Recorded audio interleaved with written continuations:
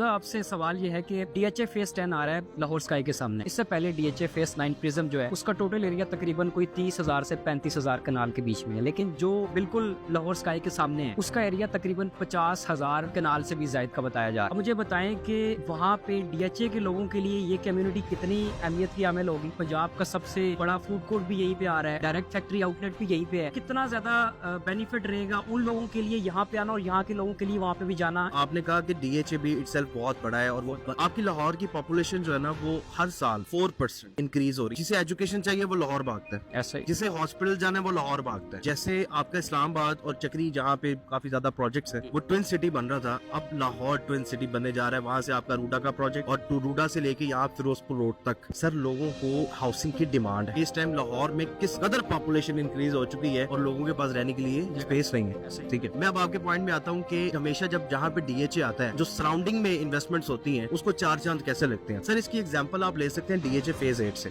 DHA phase 8 और phase 6 कुछ भी नहीं होती। सराउंडिंग के अंदर सेजपाल होता था, सराइच होता था और फिर आपका सिराज सिंह ये गांव होता था। अब मुझे बताएं वहाँ पे गांव नहीं रह गए। सेजपाल चले जाएं और सेजपाल के अंदर आप 5 मरले जगह ले लें, आप नहीं ले सकेंगे, बहुत ज्यादा प्राइसेस है। ठीक है, वो जगह जो कि रुलती थी आज से तकरीबन कोई 5-6 साल पहले, वहाँ पे अब आप जगह नहीं परचेज कर पाएंगे, इतनी एक्सपेंसिव हो चुकी है। वाल्टन रोड क्या था, क्योंकि DHA से स्टार्ट ही आपका वहाँ से हुआ है फेज 1 से, डिफेंस रोड से। वाल्टन रोड कुछ भी नहीं होती थी, ये DHA फेज 3 आया। वाल्टन रोड की सराउंडिंग में जो गाँव है या फिर आप कह लें जो बैकवर्ड एरिया है, आज घर लेने चले जाएंगे आपको डेफिनेटली एक इन्वेस्टर रेट और महंगी चीज पे मिलेगी। अब रुझान है फिरोजपुर रोड। देखिए सबसे बड़ा रुझान DHA का वहाँ पे चला गया। इट्स मीन कि अब वहाँ पे रुझान बहुत इंक्रीज होने वाला है।